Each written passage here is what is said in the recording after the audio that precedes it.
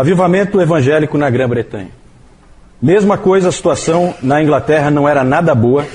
Impressionante como a igreja declina rápido. Impressionante como ela pode declinar muito rapidamente, porque na virada do século XVII para o século XVIII, os puritanos estão logo ali. Os puritanos são do século XVII. Pois em algum tempo, pouquíssimas gerações, já estava tudo perdido. E a incredulidade, o mundanismo estavam presentes na igreja, fortemente. O estado do país era muito ruim. E os historiadores dizem que a Revolução Francesa tinha muito mais chance de acontecer na Inglaterra do que na própria França. Não fosse isso aí, certo? Isso o Dr. Lloyd Jones sempre fala, que foi o avivamento que impediu que houvesse uma Revolução Francesa, no caso seria uma Revolução Inglesa, né? Algo parecido com a Revolução Francesa na Inglaterra. O avivamento ali veio por alguns meios. Um desses meios é, não surpreendentemente, os irmãos morávios. Os irmãos morávios foram para a Inglaterra e eles eram incansáveis. São indivíduos que impactam realmente. É famosa a história do John Wesley atravessando o Oceano Atlântico, tempestade. Ele apavorado, ele era cristão, mas estava apavorado porque ia morrer. E os morávios que estavam com ele na viagem cantavam. E aquilo impressionou ele profundamente. Ele falou, eu sou cristão e eles também. Mas nós não somos iguais. Tem algum problema em mim. Certo? Então os morávios, eles têm um impacto tremendo. Então eles foram importantes para que a Inglaterra fosse alcançada pelo avivamento. Eles pregavam em todo lugar. São indivíduos realmente que chamam a atenção. E, além dos morávios, os metodistas, assim chamados. Ficaram conhecidos como os metodistas. Certo? Hoje existe a igreja metodista, certo? Mas aqui nesse momento, metodistas são alguns indivíduos dentro da igreja anglicana, dentro da igreja da Inglaterra, que são chamados pelos outros de metodistas, certo? E os principais são John Wesley, John e Charles Wesley, irmãos, e George Whitefield. George Whitefield nós vamos falar um pouquinho mais para frente, porque ele é importante tanto na Grã-Bretanha como nos Estados Unidos. Nós vamos falar dele quando a gente falar dos Estados Unidos. Porque talvez lá ele tenha tido mais impacto até do que na própria Grã-Bretanha. Vamos falar um pouquinho dos Wesley. John Wesley era filho de um pastor da igreja anglicana. Samuel e Susana Wesley tinham uma quantidade absurda de filhos, 19 filhos. John é o 15º e Charles é o 18º, certo? Olha, 19 filhos é coisa. A família deles era uma família cristã, decente, correta. A Susana Wesley é considerada um exemplo de cuidado com a família. Mas não tinha ensinado muito aos meninos sobre a graça de Deus. Os meninos aprenderam a se conformar aos princípios da lei de Deus, a serem corretos diante do Senhor, mas não tinham entendido a graça. Esse é o grande ponto do John Wesley. Ele não conhecia a graça de Deus. Em Oxford, eles foram estudar em Oxford, e tanto o John como o Charles, e lá em Oxford eles fundaram o chamado Clube Santo. O Clube Santo era um grupo de estudantes que se reuniam para se estimularem à santidade, para que eles se esforçassem, um cobrava do outro e tal, e se ajudavam para que eles pudessem viver uma vida de santidade. Lá eles liam livros como A Imitação de Cristo, que eu falei aqui, até o Newton tinha lá um exemplar, eu mostrei para vocês, A Imitação de Cristo, do Thomas A. Kempis, e também eles liam muito o livro do William Law, um sério chamado A Uma Vida Devotada e Santa. John e Charles acabaram sendo ordenados pastores da igreja anglicana e foram enviados para a Geórgia, nos Estados Unidos, que foi a viagem, né, lá nessa viagem no Atlântico, que houve a tal da situação com os morávios, que eu falei há pouco, certo? O trabalho de John Wesley lá nos Estados Unidos foi um verdadeiro fracasso. Nada deu certo, não conseguiu nada. Deus não queria que ele tivesse sucesso ali. Às vezes as coisas são assim, né? Foi um verdadeiro fracasso. Ele não estava preparado ainda para a obra que Deus tinha para ele. Desse tempo ele disse o seguinte, falando desse tempo ele disse o seguinte: todo o tempo que passei na Geórgia, eu ficava esmurrando o ar. Sendo ignorante da justiça de Cristo, eu tentava estabelecer a minha própria justiça. Certo? O grande problema dele qual é? Não sei se vocês já perceberam. Ele não é evangélico. Ele é um indivíduo das obras.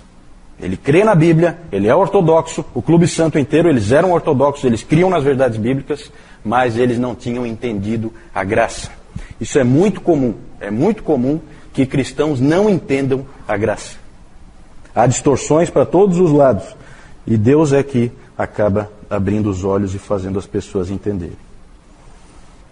Como eu disse, Wesley já tinha sido influenciado na viagem pelos morávios, e o interessante é que um dia ele foi a uma reunião de uma sociedade morávia em Londres, na rua Aldersgate, no dia 24 de maio de 1738. Ele foi a essa reunião e lá dentro um daqueles irmãos morávios, né, que os irmãos morávios vocês já podem imaginar, sempre que tem irmãos assim, tem muita pregação leiga. E isso acaba sendo uma força desses grupos. E quando ele entrou, o que estava acontecendo? Um irmão estava lendo Lutero. Olha como é que são as coisas. Ele estava lendo Lutero, comentário de Lutero, a epístola aos Gálatas, né, que Lutero tanto amava. E ouvindo aquela leitura do texto de Lutero, do comentário de Lutero, John Wesley foi então, ele já era cristão, mas ele foi convertido. Né? Tem essas coisas assim. Eles acabam dizendo que ele nasceu numa família cristã, sempre foi cristão. Vocês viram que ele estava no Clube Santo, é um indivíduo extremamente dedicado, mas não tinha entendido a graça. E agora ali ele entendeu ouvindo Lutero, em pleno século XVIII. E aí ele diz assim: eu percebi que agora eu confiava em Cristo, somente em Cristo, para a minha salvação. E uma certeza me foi dada de que ele removeu meus pecados, até mesmo os meus, e me salvou da lei, do pecado e da morte. Com a conversão, John Wesley se tornou um evangelista vibrante. Um verdadeiro fogo incendiou esse homem. Ele passou a ir para todo lugar pregando o evangelho. Tradicionalmente na igreja anglicana você tem ali a sua paróquia, você não pode sair, porque ali no outro lugar já tem a paróquia do outro. Mas ele não respeitava limites, ele ia em todo lugar pregando o evangelho, muitas vezes, inúmeras vezes, ao ar livre. Esses dois caras, John Wesley e George Whitefield, vocês sempre vão ver retratados pregando ao ar livre, porque eles são os grandes pregadores ao ar livre. O George Whitefield foi quem começou e o John Wesley fazia a mesma coisa. Muitas vezes eles por eles serem metodistas, os anglicanos não permitiam que pregasse na igreja. Então eles pegavam lá um caixote, alguma coisa, colocavam, subiam no caixote e pregavam para o povo que vinha ouvi-los. Certo? Mas ninguém segurava. Não tinha como segurar. A teologia de John Wesley não era grande coisa, tá? O Dr. Lloyd Jones, nesse livro aqui, ó, depois de fazer esse curso, vocês vão estar bastante bem preparados para lerem esse livro aqui, ó. É um livro que não é muito trivial, mas que é extremamente edificante. Os puritanos, suas origens e seus sucessores. São as palestras do Dr. Lloyd Jones que ele fazia anualmente na Conferência Puritana e na Conferência Westminster depois. E quando ele fala de John Wesley, Lloyd Jones, ele diz que John Wesley era um indivíduo um pouco confuso, um dos mais confusos da história da igreja, né, em termos doutrinários. Ele era um pouco atrapalhado. Com certeza uma das influências muito fortes nele era da família dele. A família atrapalhava um pouco para que ele pensasse corretamente. Toda a bagagem que ele tinha recebido da família tinha atrapalhado um pouco. Por quê? Porque ele ficou aferrado naquele arminianismo que ele tinha recebido da família. Não vendo que o que ele tinha descoberto sobre a graça não casa com arminianismo. Arminianismo é obras. Certo? Então não fecha. Então era confuso. O Spurgeon foi um pouquinho mais cruel com ele e disse o seguinte: paz para as suas cinzas, mas morte aos seus erros. Porque os grandes erros de John Wesley são os seguintes: o arminianismo é o primeiro, e o segundo, a doutrina esquisitíssima, nunca deu para ninguém até hoje acho que entendeu essa doutrina, a doutrina da plena santificação. certo? Era uma doutrina que ele tinha, baseado lá em 1 João, naquele texto de 1 João 3, isso. 1 João 3,6, o que diz lá em 1 João 3,6? Ele pegava esse texto, 1 João 3,6, todo aquele que permanece nele não vive pecando, todo aquele que vive pecando não o viu nem o conheceu. Ele pegou esse texto e isolou o texto, isolou. Né? Todo mundo fala, o próprio Lloyd Jones ele diz, né? O John Wesley escolheu um texto e ignorou todos os outros. Essa é a maneira errada de você ver a doutrina bíblica. Você nunca isola um texto, você pega o ensino bíblico, não o ensino de um versículo, você pega o ensino da Bíblia. É assim que a gente trabalha. É assim que é a maneira certa de você entender a palavra de Deus. Então ali ele realmente exagerou. A doutrina da plena santificação é mais ou menos, tá? A ideia de que num determinado momento você pode ser totalmente santificado e você não peca mais. Isso pode acontecer com você. É isso que ele dizia. Só que aí é interessante, porque daí, quando pediam para ele explicar melhor isso aí ele começava a dizer, não, que você continua tendo tropeços, erros, falhas, então, enfermidades. Então não dava para entender, ele começou a colocar um monte de exceções. Claro, porque isso aí, evidentemente, não se comprova na prática na vida de ninguém. Certo? Então, nem na dele. Não, ele nunca disse que ele tinha... Né? Ele falava que o John Fletcher tinha sido plenamente santificado. Sobre ele nunca disse isso. É interessante. Mas realmente é uma doutrina esquisita, não dá para negar. Os Wesley escreveram muitos hinos. Charles Wesley é famoso pelos seus hinos, né? O irmão mais novo do John. Ele escreveu só 6.000 hinos. 6.000 hinos. Tá? Charles Wesley. O trabalho, a pregação e a dedicação dos Wesley levou à formação de um grupo chamado os Metodistas. Eles tinham o hábito de formar sociedades separadas, em que as pessoas que os ouviam ficavam separadas da grande massa da igreja anglicana. Certo? Essas sociedades metodistas, elas acabaram criando espaço para o surgimento de uma nova denominação. E quando John Wesley, em 1784, já estava velhinho, né? Quanto? 81 anos. Quando em 1784, John Wesley, ele ordenou Thomas Coke como bispo, diretamente, sem passar pela hierarquia da igreja, estava criada a igreja metodista. Certo? Quando ele fez isso, ele estava, na verdade, criando uma nova igreja. Foi isso que o John Wesley fez. George Whitefield, vou falar mais detalhes depois sobre ele.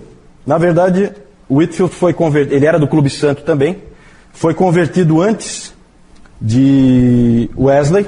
Os dois eram muito amigos. Eles acabaram deixando de trabalhar juntos por causa do arminianismo do Wesley, porque o George Whitefield era plenamente calvinista.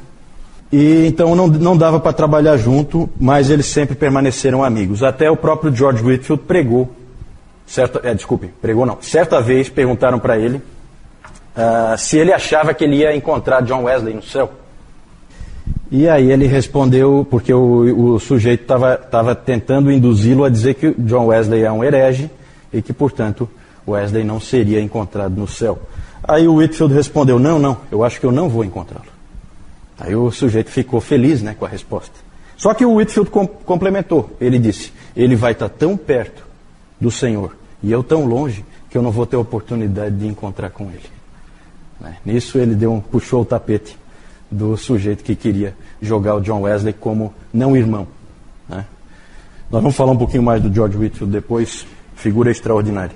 Ele tinha sido convertido já um tempo antes, através de um livro que ele tinha ganhado do Charles Wesley, que é esse livro aqui que a editora Pes acabou de traduzir e lançar no Brasil, que é o livro do escocês Henry Scougal, A Vida de Deus na Alma do Homem.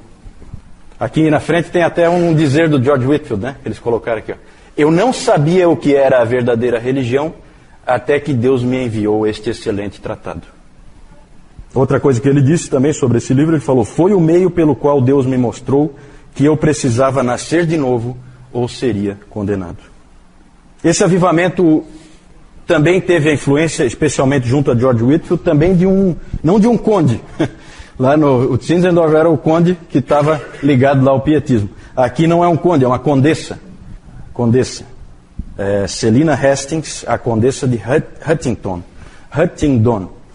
Ela foi uma pessoa muito importante porque ela sustentou muitos desses ministros metodistas com os recursos que ela tinha. Ela conseguiu levar essa obra para frente, apoiou eles muito. Foi uma pessoa importante nesse processo todo. Nós não temos tempo de falar aqui, porque nós estamos falando do avivamento evangélico na Grã-Bretanha, e seria muito interessante se a gente pudesse falar dos grandes pregadores do país de Gales, né, que o Dr. Lloyd Jones gostava tanto, ele que era galês, né, como Howell Harris, como Daniel Rowland e William Williams, o compositor de hinos. Não temos tempo para falar deles, tem histórias fantásticas desses homens. Grande obra de Deus também no país de Gales, através desses homens aí. Então Deus estava fazendo uma obra muito grande nesse período do século XVIII. Aí então, só mostrar para vocês o Clube Santo, aqui reunido, esse que está em pé, o John Wesley. Né? Então vocês têm mais ou menos uma ideia. Um grupo de estudantes, vê a seriedade desses jovens aí, né? Só que não tinham entendido plenamente a mensagem do Evangelho.